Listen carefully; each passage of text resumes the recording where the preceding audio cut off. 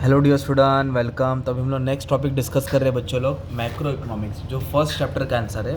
मतलब कैसा है ना, जो तुम्हारी किताब है ना, पूरा किताब का फर्स्ट आंसर है। तो इसमें दो आइडिया दूंगा कि तुमको बिना पढ़े आंसर कैसे करना है, क्योंकि माइक्रो इकोनॉमिक में पूरे में आपको सर्कुलर फ्लो जितने भी चैप्टर्स है, मतलब एक बुक है S5 में, तो सब आंसर तो पढ़ना पड़ेगा हर एक चैप्टर से।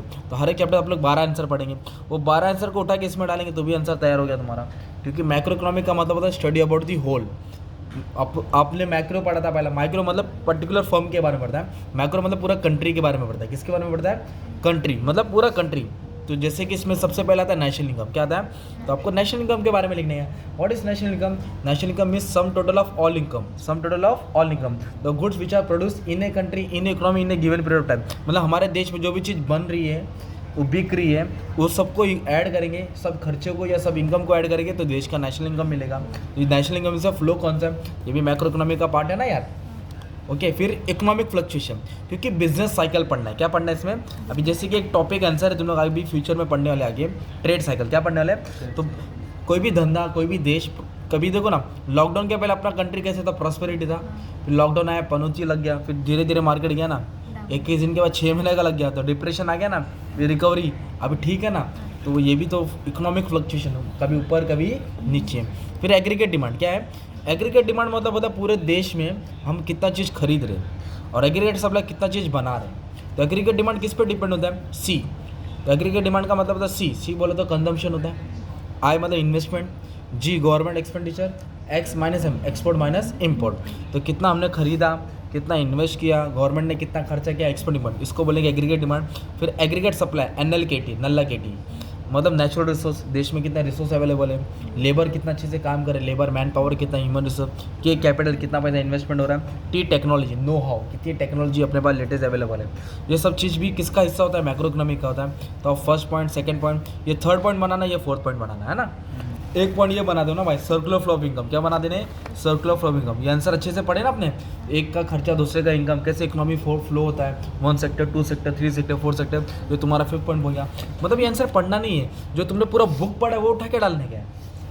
फिर आगे जाके तुम लोग ये पढ़ना है एम्प्लॉयमेंट, मतलब जॉब्स कितना क्रिएट हो रहा है। तो जितना प्रोडक्शन होगा उतना जॉब्स, जितना इन्वेस्टमेंट होगा उतना चीज़ ज़्यादा बनेगा, प्रोडक्शन बढ़ेगा, और जितना प्रोडक्शन बढ़ेगा उतना एम्प्लॉयमेंट बढ़ेगा।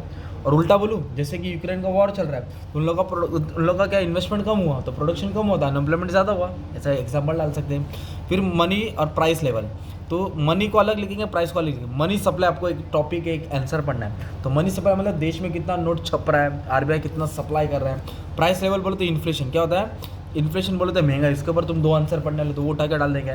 तो महंगाई का मतलब होता है कैसे कोई चीज़ का दाम बढ़ते जाता है, क्यों बढ़ता है ना, इन्फ्लेशन।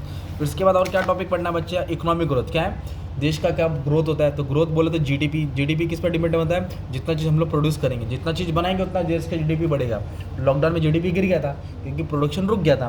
डेवलपमेंट बोले तो रोड, रेलवे, इंफ्रास्ट्रक्चर, उसको बोलते हैं। फिर एक होता है बैलेंस ऑफ पेमेंट। क्या होता है? अपने मालूम में ये पड़ा है, फॉरेन मार्केट, इम्पोर्ट और एक्सपोर्ट। इम्पोर्ट ज़्यादा होता है तो हमको पेमेंट करना पड़ता है, एक्सपोर्ट ज़्यादा करेंगे तो पैसा आएगा। तो ये 3 बजट होता है ना, surplus budget, deficit budget, balance budget. इसको ही बैलेंस ऑफ पेमेंट बोलते हैं। क्या बोलते हैं? Balance of payment. अगर हम लोग है ना, अगर हम लोग एक्सपोर्ट ज़्यादा करेंगे तो सरप्लस बजट रहता है, और इंपोर्ट ज़्यादा करेंगे तो डेफिसिट बजट रहता है, और दोनों इक्वल रहेगा तो बैलेंस बजट रहता है, राइट। और इंपोर्ट करने से हमारा रुपया कमज़ोर रहेगा, एक्सपोर्ट करने से हमारा रुपया मजबूत होएगा, स्ट्रांग होएगा, राइट। ये सब चीज़ इन शॉर्ट बोलूँ क्या, तुमको पूरा बुक ही उठा के डाल देने का। तो ये आंसर पढ़ना ही नहीं है। हर एक आंसर जो तुमने 12 आंसर पढ़ा है उसको उठा के तुम 4-4 लाइन में डाल, तो तुम्हारा इकोनॉमिक का आंसर चालू हो गया, मैक्रो इकोनॉमिक। ओके, और मैक्रो इकोनॉमिक की स्टडीज़ क्या है? देश कहाँ जा रहा है, देश का परफॉर्मेंस मालूम पड़ता है। तो कुछ भी है मैक्रो का इंपॉर्टेंस एंड स्कोप आन दो, ये कॉमन आंसर तुम्हारा तैयार रहना चाहिए। Okay, thank you very much and all the best for exam.